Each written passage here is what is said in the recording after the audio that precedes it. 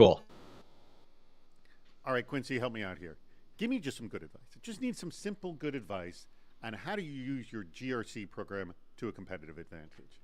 Yeah, I think it's own your current posture and tell people the truth. Simple as that. Simple as that. All right, Mark Indy, take the flip side of that. Give me some bad advice on how you would use your GRC program to competitive advantage. Yeah, so let's get audits, but shh, let's not tell anyone there's any hiccups or mistakes Oh, okay. in those So in those audits. Yeah. don't tell the truth at all. Okay, hmm Quincy, back to you. Give me some worse advice. on, Yeah, I think uh, it's, I mean, I was going to say refuse to engage with customers and their due diligence, but honestly, Andrew's got an idea in chat here about race for the most obscure, irrelevant certifications you can get. And I kind of like that. So, I like that too. Let's start this. Get ready. It's Super Cyber Friday. Welcome, everybody, to Super Cyber Friday. This is going to be a really fun discussion. We talk about competitive security or competitive privacy, but we've never done competitive GRC. And this is going to be a great, great topic. We're going to have fun with this one. So, an hour of critical thinking about how to get ahead of your competition with a well structured program, referring to specifically GRC program. All right, the two people who are going to be joining us today are Quincy Castro, the CISO over at Redis. If you were here last week, you saw Quincy 2 weeks in a row with Quincy. We're thrilled. And Mark Indicinius, the GRC subject matter expert over at Vanta. Huge, huge thanks to Vanta for sponsoring this very episode. They're a phenomenal sponsor of the CISO series. We love them. By the way, if you're going to be at RSA, we're going to be co-hosting a party at RSA the Monday just sort of before the big launch. So let me know. We'll be publishing the registration information for that soon. All right. Lots of different ways to participate. If you've come before, you know how to do this. But let me just highlight the bad idea and the 10% better tip. Bad idea is the worst way to use your GRC program as a competitive advantage. How not to use it. But at the same idea, flip side of that, the 10% better tip is how do you leverage GRC to generate revenue? And please label it hashtag bad idea or hashtag 10P.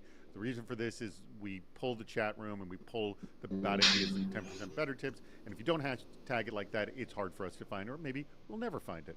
So do that for your own benefit as well. You can join us on video with Bring Me On, ask questions, submit a question for the Super Cyber Meetup, which we do at the end of the show as well. All right. That's our show program, what we got going on today. You've seen some of it. We'll play the Department of Yes today, which we did not play last week. But I just want to remind everybody that we do have a meetup at the end of the show, which is a ton of fun. You get to have face-to-face time with a lot of the attendees, and we hope to see you there. Count on being there, please, especially if you're brand new and you haven't joined us before. Don't just be a lurker. Participate. We do want to hear from you. Participate in this as well. Just also a reminder that we're going to do this again next week. March 21st, 2025, Hacking Narrative Benefits, an hour of critical thinking about measuring the risks you least control.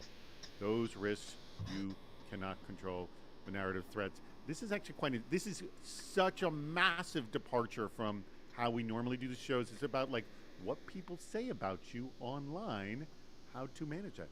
There are ways to do it. Anyways, the link at the bottom of the screen allows you to register for that very event. And we can, and you will, if you register for that, you will not be taken out of today's discussion. You will still very much be in today's discussion. So go ahead, click on that, open the other window, and register. All right. So let's just start openly, and just so we can sort of set the stage of what we're talking about of using competitive GRC. We're using GRC not just as a cost center so we don't get audited and sued. How are we using our GRC program? Just so we know what we're talking about, Mark Indy. Yeah, so a lot of people, as you mentioned, think about GRC as just something we have to do every year that just costs a lot of money, and there's really no value to Necessary it. evil, as some It's a people say. necessary evil, exactly. But what we want to really do is kind of just shift the conversation from compliance to business enablement, because it's going to, at the end of the day, it's going to shorten those sales cycles when your vendors or your customer prospects see that you have an ISO certification or a SOC 2, right? Right. They have an idea that, hey, you guys have some type of security program, some way of managing and protecting data. So, it builds trust at the end of the day and can kind of shorten the time from, hey, we'd like to do business to, hey, we've signed the contract. And by the way, this is a technique. I'm going to throw this one to you, Quincy. Maybe at your current company or past companies, one thing we've heard, like a really, really big company wants to work with a tiny, small startup, but if they can't clear these hurdles to allow them to work with big companies, like show over. So this seems like the classic competitive advantage. If you literally want to be in business and working, clear these hurdles. Have you ever had to deal with this? Yeah, so I think fundamentally for a lot of startups, you find yourself in that situation where like the nature of being a startup is you're making innovative stuff that's cool that people want to buy. And yet, you're trying to go out and sell to some of the most, stringent and rigorous companies in the world. Like certainly at Redis, we face that all the time.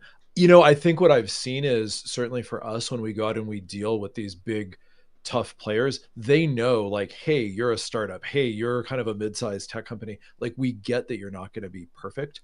And so it's really important to come in and just own who you are, right? I think there's a lot of people out there that think, oh, I've got to go in and there can't be any no's on this spreadsheet, or we've got to make it look way better than it does. And that's not true, right? And we as buyers of technology see the same thing, right? When we go out and talk to little, couple person startups and we want some innovative, cool thing that's going to help us write better code or, do something better, we know kind of what their resources are. We're trying to think of like, how do we say yes to this and also protect ourselves? Yeah, and I mean it's a balance game. I mean it's like everything sort of requires race, and you're trying to show, coming back to you, Mark Indy, you're trying to show that you are cognizant, respectful of their concerns about risk. Yes, like Exactly. so. Let's talk about more of how we communicate rather than saying, the classic security and privacy are very important to us. Yeah. I mean, I think one of the ways you communicate just your security posture is through either questionnaires, right? Answering these questions of, hey, how are we managing things today? And just kind of be open and honest about that. But I think another way is through these audit reports. And that's why I think it's become so valuable, these audit reports, and why people are rushing to get them painstakingly. But it's because it shows kind of how are you guys managing your risk today? What kind of controls do you have in place? Technology that you're using to kind of manage some of that risk and to kind of answer those big questions on, how are you going to protect my data? Is my data safe with you, right? And so these reports, these certifications that a lot of people are looking to get, kind of provides assurance at the end of the day, right? That's an audit term. It's reassuring these people that, hey, we have some type of program in place. But in a case like ISO, right, you don't have to start off with a big bad program. It's more so showing maturity over time, which is the idea of ISO, right? Your ISMS plan, your information security management system, that's really going to show, how are you guys maturing over time? How are you guys addressing gaps, right? It's not, hey, we have everything all informed, but rather, how are we responding to things when they arise? Yeah, and I want to pick up Okay, on something there that I think is really sure. important for people out there that are security leaders, right? That have to do this stuff at their companies, which is so frequently people get hung up on the certification, like, oh, I can't sell unless I have this. So how do I slap this label on here and say it's good enough? And so, when you're the CISO, when you're the head of security at a company like that, you've got to be the one to step back and say, well, hang on a second, like to do this stuff right, we have to think about like, how does our company make money, right? What's our commercial strategy? What are we trying to do here? And then figure out like, what are the security levers available to me that I can pull to help support that go to market, that commercial strategy, and translate that into the controls, the policies, like the directions to the business to implement the security features and the security controls that your customers are looking for. And then you get to the point where you can slap the label on it and say, hey, I've got XYZ certification. But I think a lot of people who are not security subject matter experts, they go right to the like, what's the thing I have to click to get the answer I want? And then that puts you as the security leader in the position of trying to wallpaper all over all the stuff that didn't get done when it comes time to actually talk to the customer about it. And it's like exactly the reverse of the way you should approach it. All right. Do we have? Oh, you know what? I didn't remind people to put in questions. Please put in your questions. Also, by the way, tell me. I'm actually going to look somewhere else about my levels because this has been an ongoing issue. But I will. I will just make sure that my levels are good all the way around. Tell me if everything sounds good to everybody. It's much better now, team. Thank you. All right. Because it's sky high on my mixer here, so that's why things are a little. I think I maybe have problems on actually Windows itself, for that matter. All right, so please get your questions in. We want to do that. Make sure you register for next week's as well. Let me get back to my question, so for you as well. So we've set this up. We kind of all know where it is. Let's then talk about. There's the obvious ones of get your SOC 2 report, get your ISO 27001, but how do you sort of make yourself look a little bit better than just saying, I got it? Mark Indy? Yeah. So it's looking at your program as a whole and looking for opportunities for improvement, mainly your business processes, right? How can we streamline our business process and kind of embed risk management in that, as opposed to looking at as a kind of a thing you do as part of your audit, right? It's more so, hey, we have these processes that could be outdated, that could be adding risk to our business. We're looking to release a new product, as an example, but our current processes don't quite support that at the moment. So how do we kind of look at that, streamline what we have to kind of incorporate that new process that's coming down the pike, right? And how else to differentiate? Risk management, your risk management process is an ongoing process. A lot of people think about it, it's one or twice a year that I do this. And then I'm able to kind of show my auditor, cool, can breathe a sigh of relief, and then it's done. But really how you set yourself apart is really looking at it from a strategic perspective and seeing how are our risks changing day in, day out, and how can we set up processes that support us addressing those risks as they arise, as opposed to just kind of doing a static periodic assessment, when audit time comes, for example. So that'll allow you to kind of incorporate people from different areas of the business, right? GRC is a team sport. It's not just siloed and the responsibility of these GRC professionals or these engineers or security engineers that are oftentimes tasked in smaller companies to handle and to take on this GRC and audit stuff. All right. Nobody's hearing an echo. And does my audio, I've changed a bunch of things in audio. Please let me know if my audio sounds good. How does it sound, guys? Quincy, Mark Indy, good, bad? Loud. Good. Yeah. Too loud? Yeah. Hold on. Let me bring it down. How about now? Does it sound better now? How about now? Too loud? That's good. Yeah, this is good. Okay. Yeah. Too loud. Way too loud. Sorry, everybody. I was too loud. Look, what I have, I'm not joking with you. I have 1, 2, 3 different places change levels. So one thing was down way too low, which was causing me to force everything else up way too high, and then I brought everything back down. So I think I'm awake now. Sorry about that, Ryan. All right. So it's literally, I have to get all 3 of these different settings at the right place. It works for everybody. All right. There's levels to the stuff. Good point, Kevin. And my apologies for blowing everybody's ears out. All right. Let me ask you, Quincy, have you, in anything that you've done, like either showing for yourself or with a vendor you've worked with, been really impressed with something in the GRC program that said, that's a trigger? Yeah, that's a good question. What I'll say is, I think some of this is really about mindset and culture to begin with, right? And I'll, if you think about like who becomes CISOs and who leads security programs, right? In a lot of cases, it's technologists. They love to geek out on the technology. They're very focused on that side of things. And then, oh yeah, we got to do the audit stuff as well. Or you encounter people who come out of like finance and corporate audit staff, and they're really big on like the audit in like how the stuff actually gets done. And so when I think of like what does this look like when it's done well, it's when it's really a team sport, right? When GRC and security operations work together in a really cooperative and like synergistic kind of way. And that starts with culture, right? Having people that buy into a culture of like positive, blameless security, and who get that like the GRC function and the ops functions should be mutually reinforcing, right? You're out there looking at what bad guys are doing, that informs what your policies and controls should be. Those policies and controls get implemented in the business to help you defend yourself. And that virtuous cycle sort of spins that way. And I think you can tell when you walk into a company, when you talk to a vendor, right? Where you're like, yeah, it's like, I got the questionnaire back. It's yes to everything.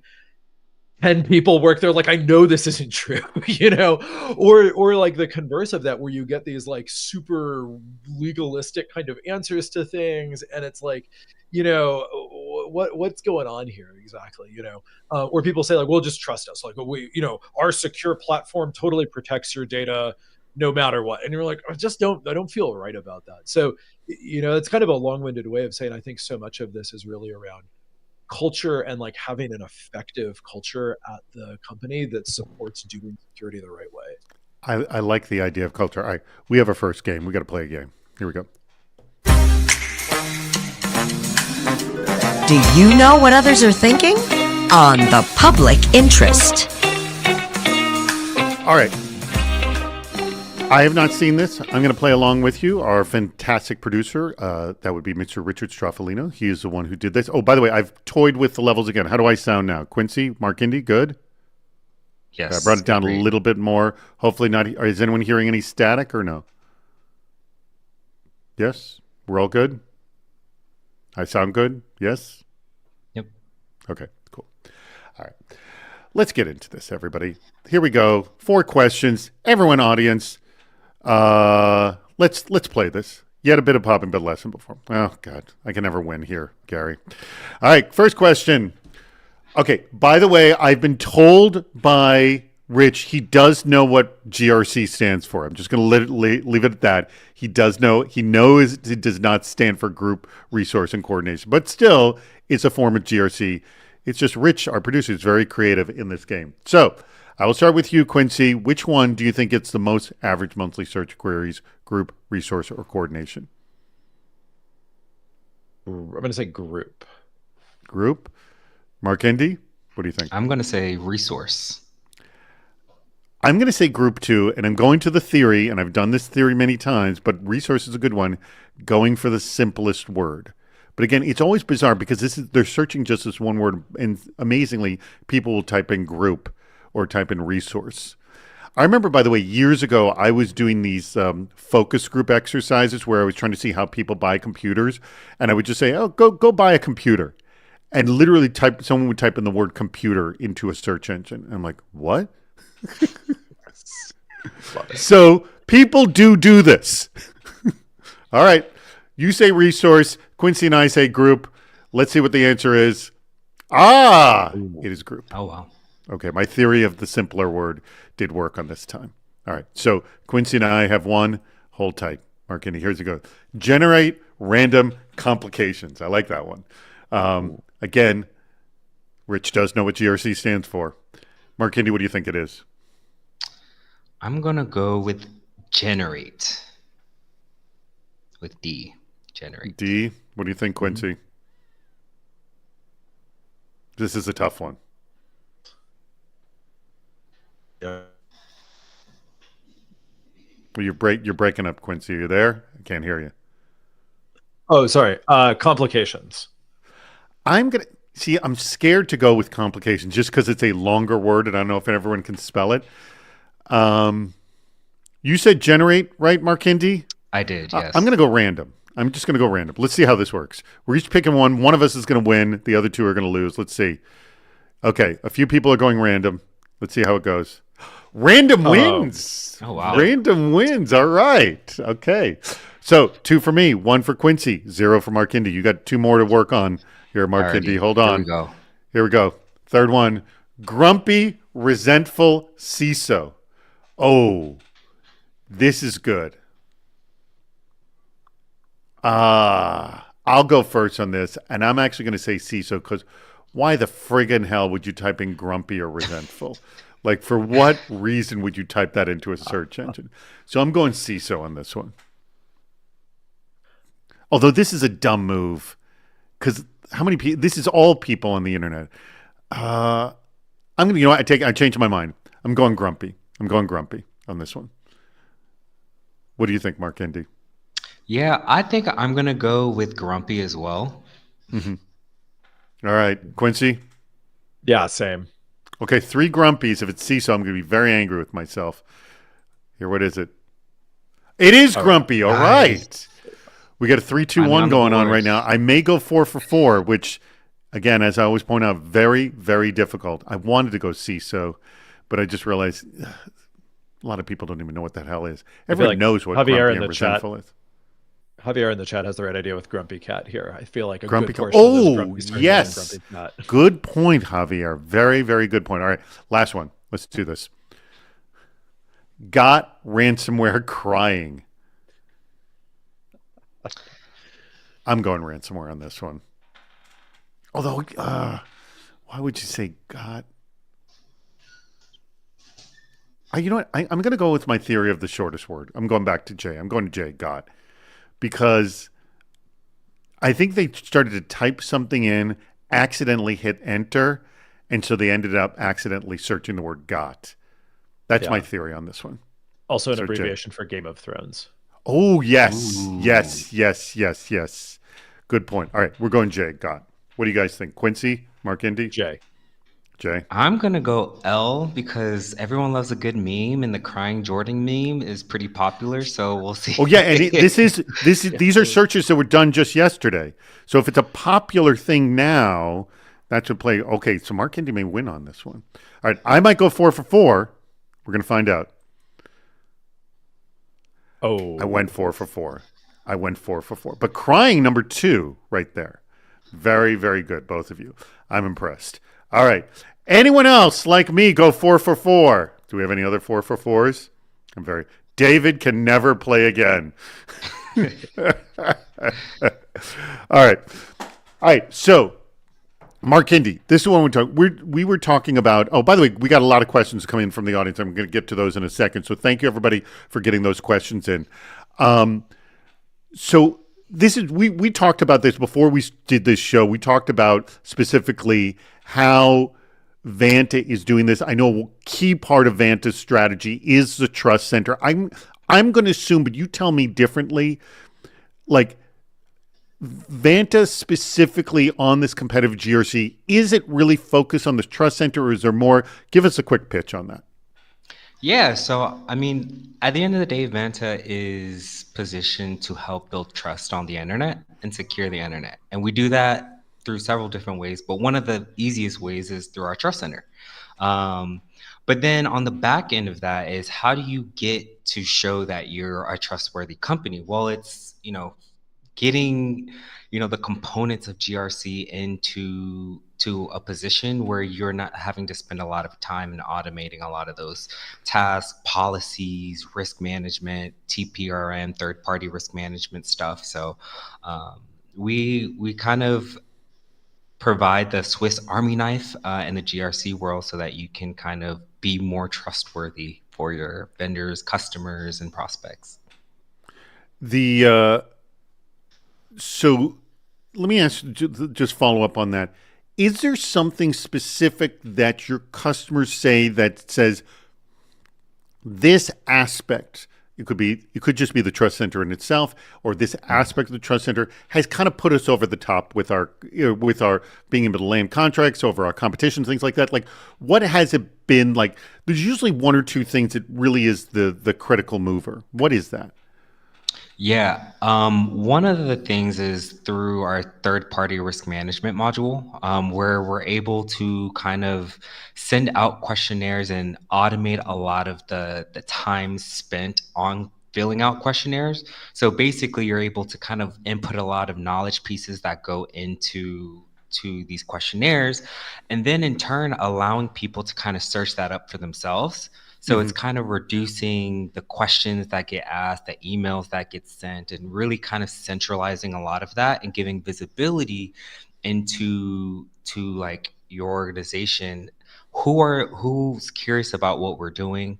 Where are these requests coming from? How often are we getting these requests? So I think the third party risk management module that we have is pretty stellar, and something that I think tips So that the you know needle. what, that I can see that being because that is, man, that is the bugaboo for everything, the damn third party risk. All right, so here's what I'm doing. I just put the poll. I made it visible right now. Whoops. Two people working on this. All right, hold it. Go ahead, make it visible. I'm not touching it anymore. Aaron, were you the one playing with that? Okay, yes. All right, it's now visible. The poll is visible. And do me a favor. Go check out the poll. There's a little icon on the right of the poll.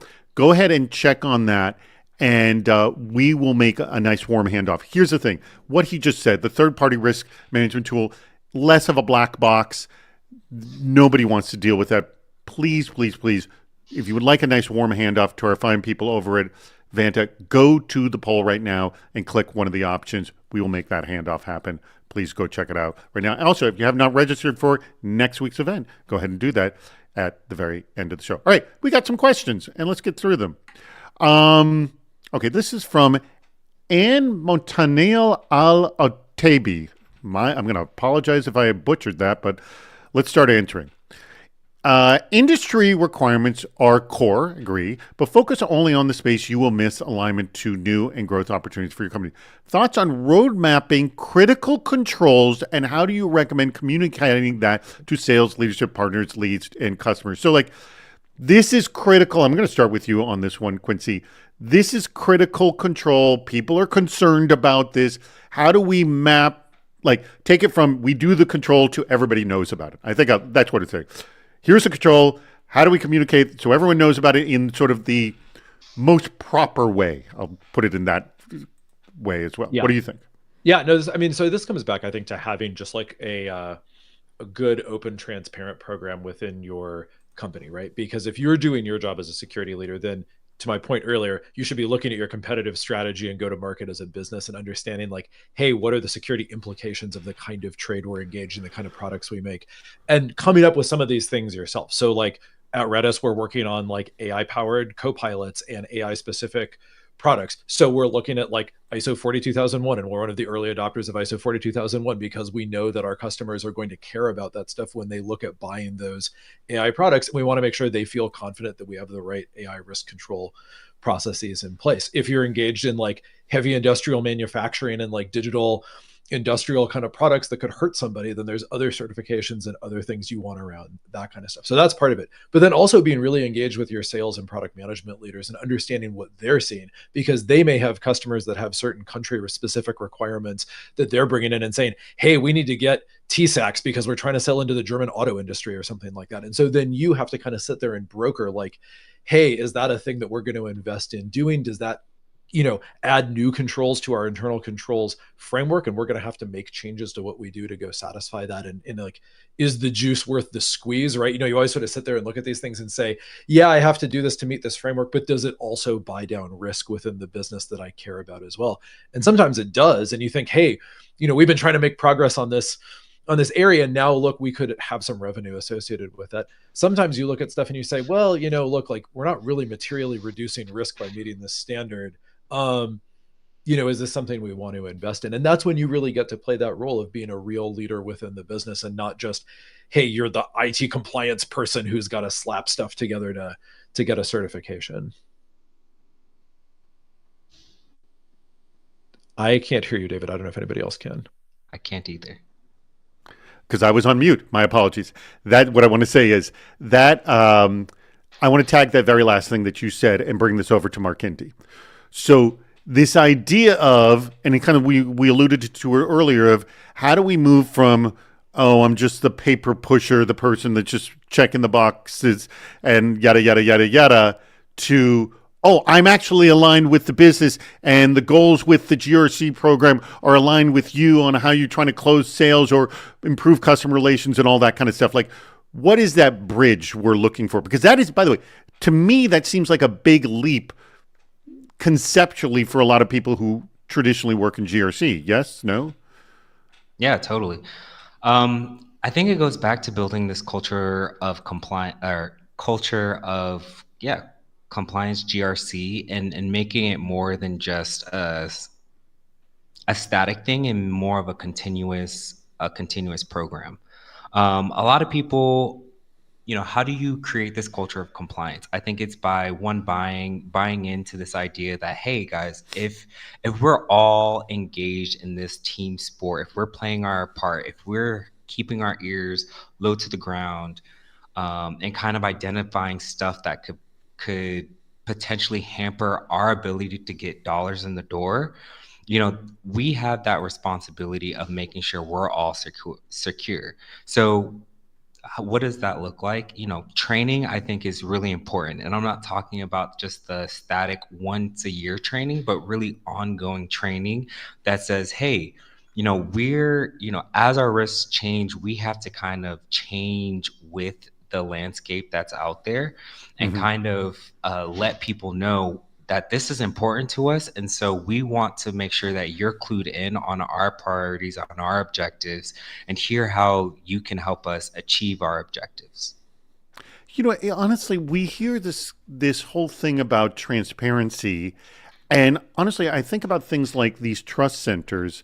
It's just a formalized way of saying we're serious about transparency. Like here it is. Like, I mean, it just seems like this is the right move for a business to make. Quincy, yes, because Yeah, I mean, it goes beyond the you know security is important to us. I'm sorry. Go ahead.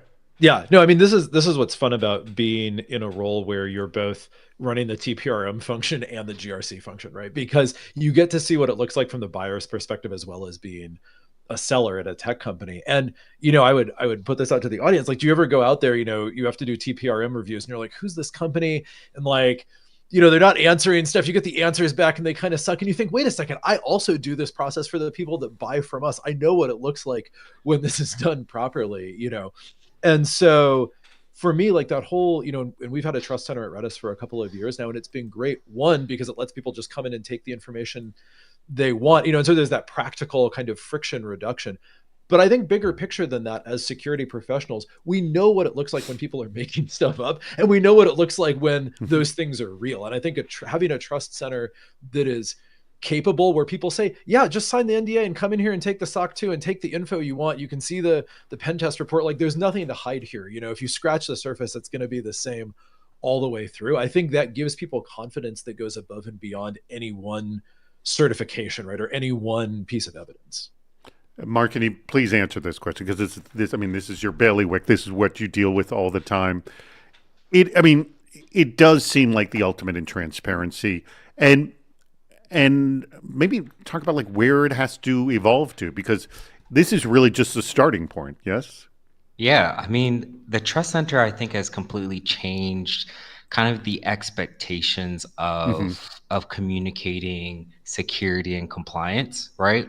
Because before a trust center, you would just have to rely on, sending an email out to someone and hope to get a SOC 2 report, which probably would be delayed by, a few weeks, a few months, right? But now it's changed the expectation by saying, hey, here's all of our, our not only our compliance reports, but also if you have a GRC automation tool like Vanta, you're able to show like individual controls real time that we have implemented beyond just our security reports. So you don't have to necessarily dig through those reports and kind of decipher the compliance uh, jargon to understand that, hey, we have key critical controls that the industry is going to expect that we have in our organization. And I think that's how you create that next level of transparency. It's like, hey, we know some of these critical controls that everyone that has a good security program would be interested in. So let's go ahead and flag those right off the bat so that you're not having to do extra clicks or run around. And that's how you're creating that transparency, I feel like. All right. Yeah, there's another element to that Go too, ahead. just about like brand promise, right? And like, who is your company to your customers. And I think one of the things I've loved about, this kind of modern approach to GRC with the trust center and with that transparency is that's very reflective of like who the Redis brand is to its customers. And I think for a lot of That people out there, if you haven't it's thought key to about this, branding. Yes. yeah, I like yeah, that. like you want the security experience to feel like the way the rest of your company feels to your customers. Yeah, and that's a good point. Like whoever manages branding should be brought in on this. Yes. Exactly. Yes. All right. Here, I want to bring because this. So we've talked in the past about how security, like this whole discussion that we're having about GRC, we've had the same discussion about security and same thing with privacy. So Matthew Bybee brings up this very interesting question here. Even though compliance and lack thereof can pose a risk, organizations can still face significant risks even when they are fully compliant. So really, the question is here, the bridge. How can you effectively highlight risks and demonstrate their mitigation beyond just compliance or audits? Because this is literally just one part of the equation of building trust. And so there's going to be this part of, we want to have a discussion about compliance and audits and GRC, and we want a discussion about security and privacy. Like, are these three separate discussions? Should they all be put together? Do you bridge it? Like, how does this all go, Quincy, I guess?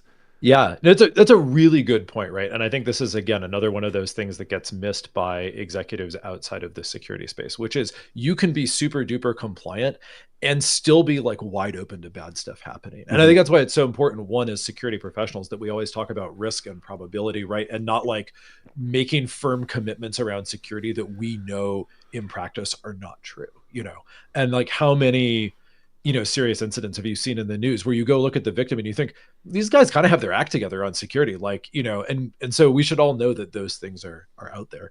I think for me, the way you handle this best is you are just honest with what the risks are. And I think when you can tell a compelling and truthful story around why your strategy and why your approach to security is what it is, your buyers hopefully are educated enough, your customers are educated enough, they can look at that and say, listen, we know nobody's perfect. We know it's a when and not an if, but I believe the approach that these people are laying out to me. And I get that it aligns to, their go-to-market strategy, to their, like what they sell. And so I'm comfortable with that. By the way, I got to double down on that because nothing imbues less confidence than when you say we're fully secure. Yes. Okay. Yeah. Conversely, we have heard that if you say we do this well, we don't do that. That you're upfront with what we don't do. And I'll just say about my own business, we sell sponsorships to our programming. We make it clear this sponsorship is great for this, it's not good for that. Like I literally have something that's communication, say pros and cons of sponsoring each one of our shows.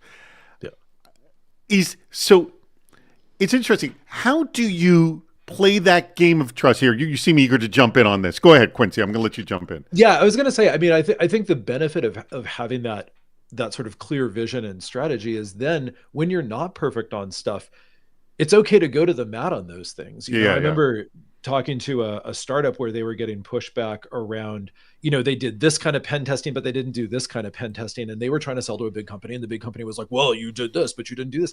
And I was like, tell them 8 people work here and you'll get to that when you're a 50-person company. Like it's okay to not have everything together because you can show them that you're doing the right stuff. You're focused on the biggest risks at the scale that you're at today, All right, hold on. I want to jump into these. Essentially, it's the same question from Gary Longsign, but here I'm going to show both parts here. And let me get through both of these. Do you have any advice for organizations trying to plan for the disruption of AI might bring to the security landscape? And then follow up to that, Gary says, do you see many organizations thinking about the disruption to security planning? That's a key thing I want to talk about. And I'll start with you on this, Mark Indy. Do you see many organizations think about the disruption to security planning, which seems likely to come soon from AI? And we've talked about frameworks specifically for AI.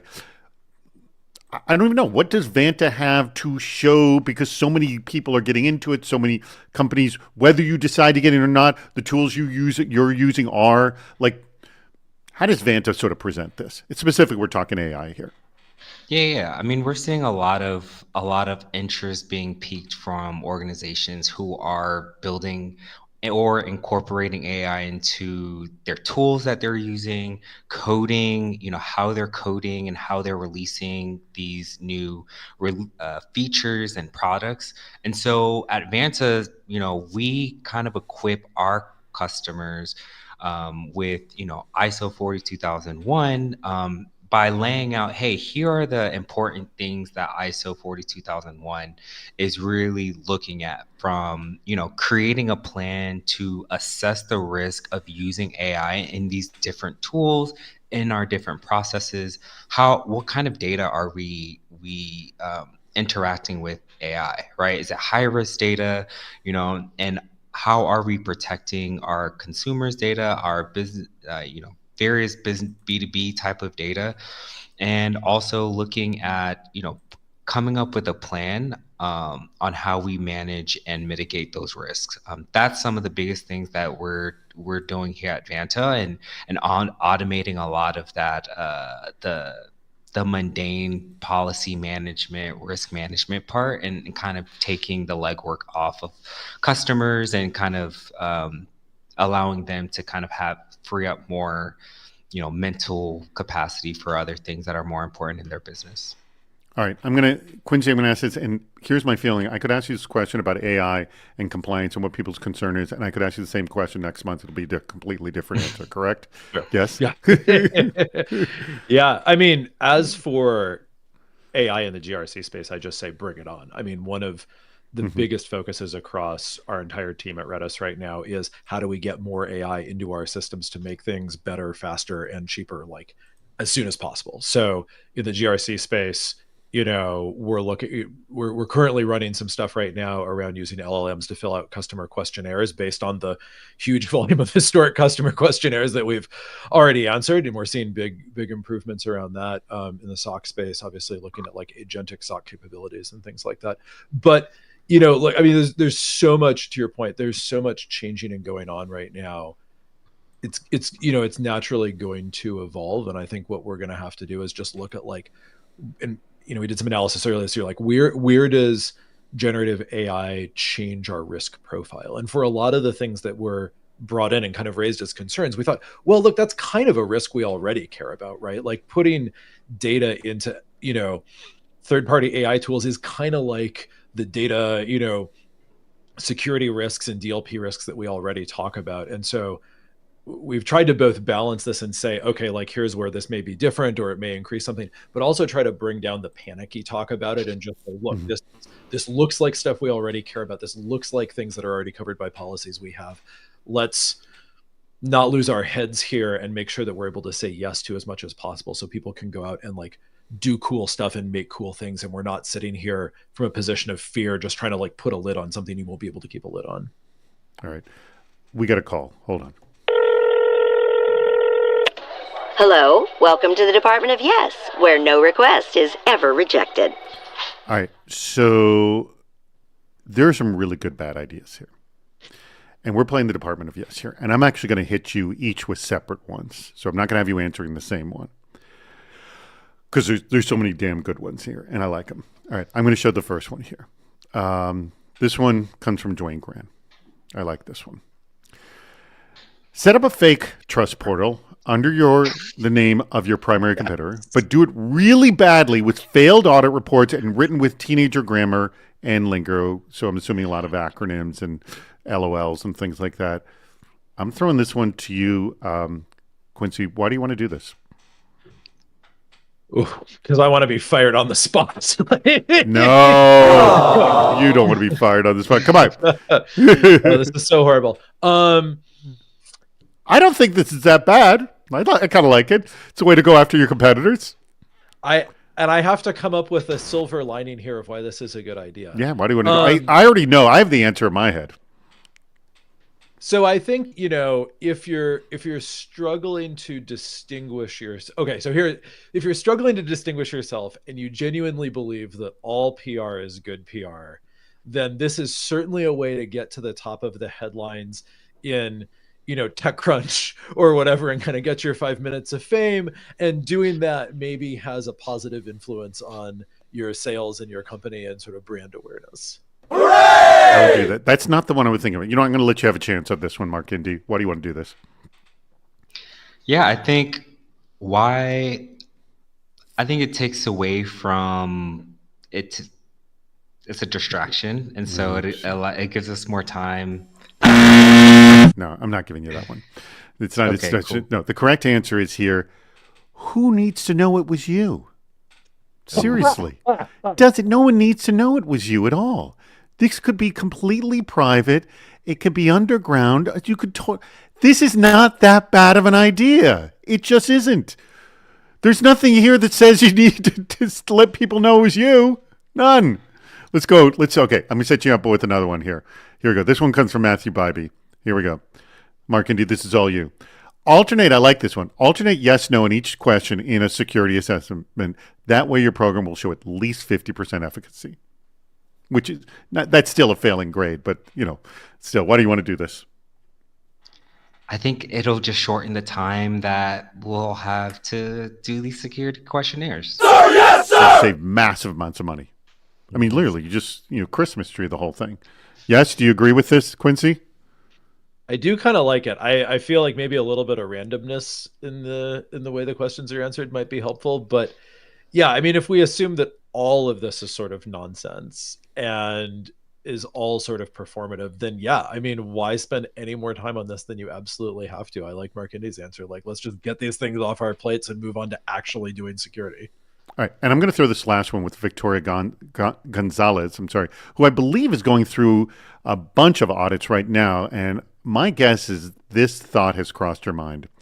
Assess all risks as low so nothing looks urgent. When an incident eventually happens, express shock and insist that all indicators showed everything was perfectly fine. Mark Indy, why do you want to do this?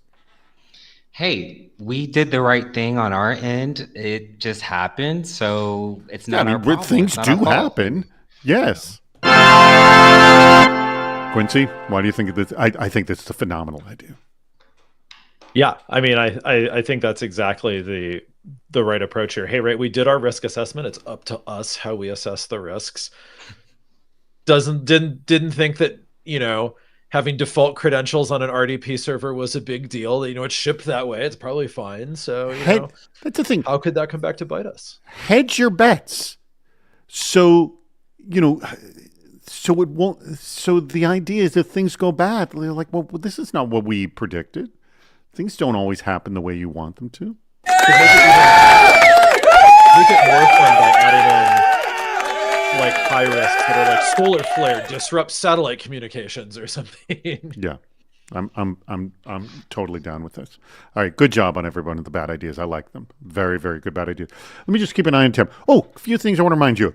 If you have not gone to the poll and clicked on the poll to get a nice warm handoff to the people at Vanta, specifically with this third-party risk management tool, which seems really, really powerful, like the price of the product alone itself, just to see what this is. Just check out this darn thing. Everyone is struggling with third-party risk management. Everyone is. Nobody says, I've got this down cold. Down cold. I don't think anyone says, I got this down 10%, let alone down cold. Go talk to the people over there. And also, if you've not clicked the link at the bottom of the screen, please click it now. That is going to change in a few minutes to our link for our post-show meetup. All right, let me. This here's just a quick question. I'm looking for a simple answer. This from TJ Williams, Thomas TJ Williams. How often should training be done to ensure compliance? Every quarter or so? I mean, technically, can't they get by with just a year? We know that doesn't work in terms of actually having training done, but how often should it be done? I mean, I guess I'm assuming per framework it changes. And per industry, Mark Indy, what do you know? Yeah, I think well, here at Vanta, we're doing it more than quarterly, right? Mm-hmm. As things change in our business, as requirements change, regulatory requirements, we're doing them at least quarterly. But sometimes you might have to do it more, a new product's being released, or hey, there's a new vulnerability that's out there that you guys have to kind of know about. You should probably be trained on that. So it really depends, but quarterly is probably a good bet if you really want to build that culture of compliance. All right. I throw this to you, Quincy.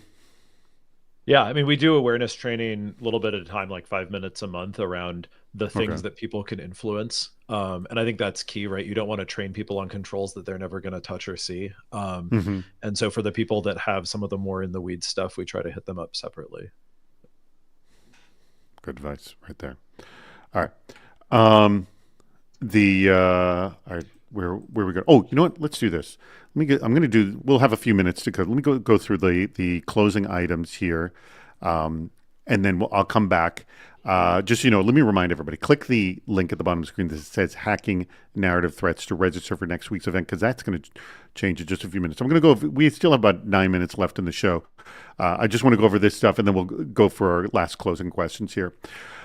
Hey, huge thanks to Mark Kindy's company. That would be Vanta and Vanta in general. They've been phenomenal sponsors of the CISO series. We greatly appreciate your sponsorship. And my apologies for my audio level issues. Hopefully they've been solved now.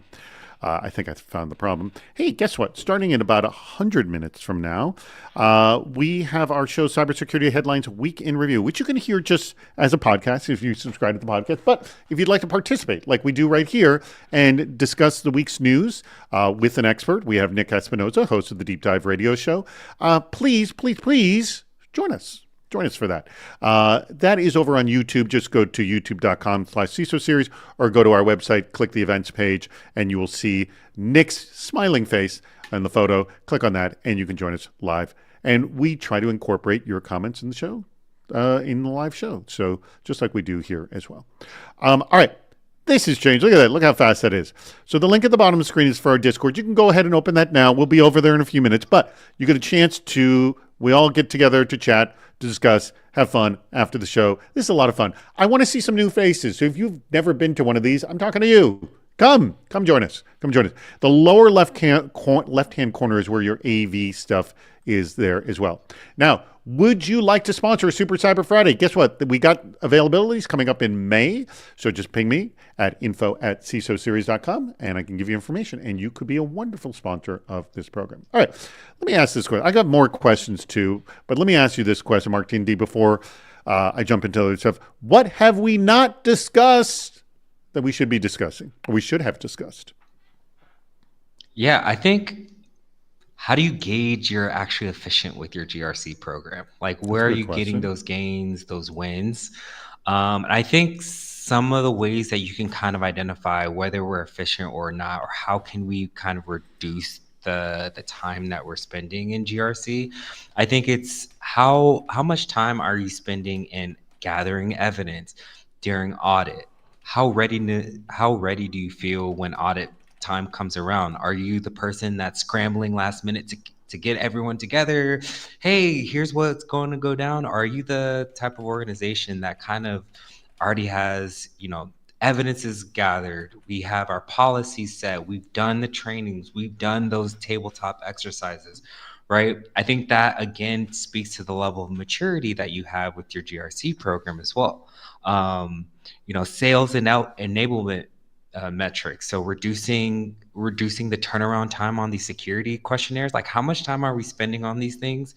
Because at the end of the time, the more time you're spending on these questionnaires, the less time you're actually spending in securing your own environment, right? And the point is not to be filling out questionnaires. The point is to be bringing in dollars, by showing, hey, we already have a lot of these things, and here's our, our reports, or here's our trust center that you can kind of go and reference a lot of these things that you're asking in our questionnaire. And so that's where a platform like Vanta comes into place, because we automate a lot of that stuff, right? We're doing a lot of those, the mapping to controls. We're doing the evidence gathering collection process through integrations that you have, whether it's with GitHub, your IDP, right? SSO provider, things like that, so that you're not having to kind of ask people to spend hours and hours and hours of their precious time gathering stuff for these audits, and spending more time on being more strategic about how we're approaching security in our company.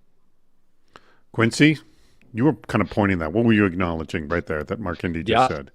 Yeah, it's spend your time doing, don't spend it showing. So, I think everything that you can do to speed stuff up. And it doesn't have to be high tech right out of the box, right? Just getting people on a regular calendar so you can reuse evidence and kind of working through this in a methodical way is a great starting point if you're not doing anything today. So, and by the way, doing can be the showing. So if you do have some automated system which allows you to do the task that pulls that data and shoves it into like a trust center, then doing and showing are the same exact thing. And that would be the ideal situation. That's what you want. All right, I'm going to ask the same question of you, Quincy. What have we not discussed that we should have been discussing in the show? Yeah, so I think, how do you really scale up a program? Because I think when you're fairly small and you're just starting out, that kind of looks one way, and you can get by doing things a certain way. When you're trying to scale up to 10x that, suddenly stuff that worked really well when you were small doesn't work well. You have one product, then you have 40 products. You've got 2 code repos, then you've got 100 code repos. So I think something for people to think about as they're building out programs at companies that are growing is, what's this going to look like in 2 years? Because whatever I'm teaching, it takes time to teach people that are not security people how to do the things you want them to do. If you're teaching them something, think ahead and imagine, like, okay, do I want them doing this 2 years from now, or is there an easier way to go do this? Oh, that's a very good point. Hey, I'm going to throw this question up from Matthew Bybee. And this is really a question for you, Mark Indy. Does Vanta utilize risk methodologies like Majorit, I don't know how to pronounce that, Fair, Octave, Allegro, et cetera? Do they? Yes? No? Yeah, so our risk management module is based on ISO 27005, which is kind of the methodology behind assessing inherent risk, scoring, your risk, your residual risk, how you're, mitigating your risk through controls and whatnot. So yes, we do use a methodology that's industry standard for risk management. Awesome. Thank you so much. All right, let's wrap this sucker up. This has been awesome. You guys have been great for this, and our audience as well. We love. Also, a bunch of the new names getting very involved in today's show. So huge thanks to every one of you who participated today. Huge thank you to Mark Indy. Huge thank you to Quincy as well. And huge thank you to your audience. So here's what I want everybody to do. The link at the bottom of the screen. Come join us over on Discord. Have fun. We'd love to chat with you. If you have any more thoughts about this discussion, we can do this. If you have other questions about the discussion, please do it. If you were looking for a job, guess what? They're hiring over at Vanta and possibly at Redis. I know you're at the final stages of some positions, but you're open potentially soon to others. Yes? Yeah, there's nothing posted right now, but we'll have some stuff posted later this year. So keep an eye out. Always good to put the groundwork in now, people. People have been hired through this very specific show and in the chat room afterwards as well. Always good to network. You want to network before you need it. We were just having this discussion on podcast. It goes, I lost my job. I guess I got to start networking. Too late. All right. Thank you. TJ said it. You guys are awesome. I'm specifically referring to Mark Indy and Quincy. I know that's who you were talking about, TJ. Discord invite link isn't working. All right. David, Rich put it here before we disappear. Rich, can you drop the invite link, and actually, can we actually even replace this one on the Discord right here before we just got about 60 seconds here? All right, he just put the link. Click the link that's in the chat. Don't click that one. Click the link in the chat. Maybe he'll try to click that, but click the link in the chat right now. Go over to Discord. It will work. We will see you all over there. Goodbye, everybody. Thank you, Aaron, to our producer. Thank you to Rich. Thank you, Andrew, as well. Goodbye, everybody.